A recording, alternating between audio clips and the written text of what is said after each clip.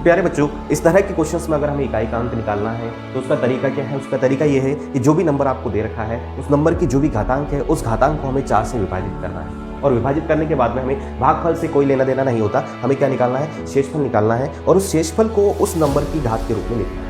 ठीक है। अब देखिए, शेषफल जो है जब 4 से विभाजित कर रहे हैं तो शेषफल या तो 0 मिलेगा, 1 मिलेगा, 2 मिलेगा या फिर 3 मिलेगा। जब 0 मिलता है तो आपको घातांक लेना है, 1 मिलता है तो 1, 2 मिलता है तो 2 और 3 मिलता है तो 3 आपको घातांक के रूप में निकालना है, और उसका अभिष्ट इकाई अंक निकालना है। वही इकाई अंक क्या होगा? आपका इस पूरी संख्या का इकाई का अंक होगा। कैसे? वो देखिए, जैसे मान लीजिए हमारे पास में 2 to the power 720 है, तो इसको हम लोग क्या करते हैं, जो घातांक है 720 इसको 4 से डिवाइड करते हैं।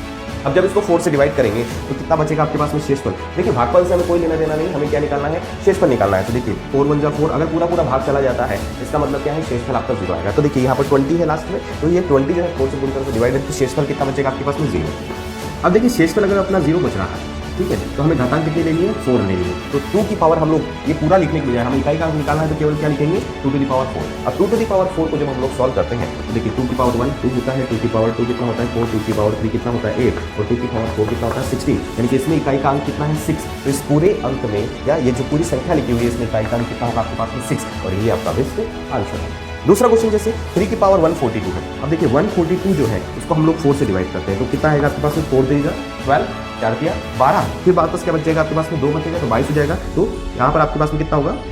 4 5 20। तो शेषफल कितना बचा आपके पास में? 2। और जब शेषफल 2 बचता है तो घातांक भी कितना लेना है आपको? 2। यानी कि इसमें इकाई का अंक जो है इस अंक में 3 की घात 2 शेषफल, 3 की घात शेषफल में जो भी इकाई का अंक होगा वही होगा। तो 3 की घात 2 इसको जब सॉल्व करते हैं तो कितना आता है? 9। यानी कि इस पूरी संख्या में इकाई का अंक कितना आएगा आपके पास में?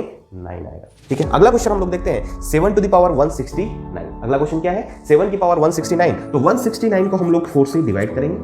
169 को 4 से डिवाइड करेंगे। 4 से डिवाइड कीजिए तो कितना होगा आपके पास में? 4 4 जा 16 और 4 2 जा 8। तो यहाँ पर शेषफल कितना बचेगा? 1। शेषफल अगर 1 बचा है तो घातांक भी क्या लिखेंगे? 1। यानी कि इसमें इकाई का अंक जो है 7 to the power 1 में जो इकाई का अंक आएगा वही होगा। तो 7 to the power 1 में इकाई का अंक कितना होता है? 7। तो अपना आंसर कितना हो जाएगा? 7। तो बच्चों, इस तरह से इस टाइप के क्वेश्चन जो है उनको सॉल्व किया जाता है।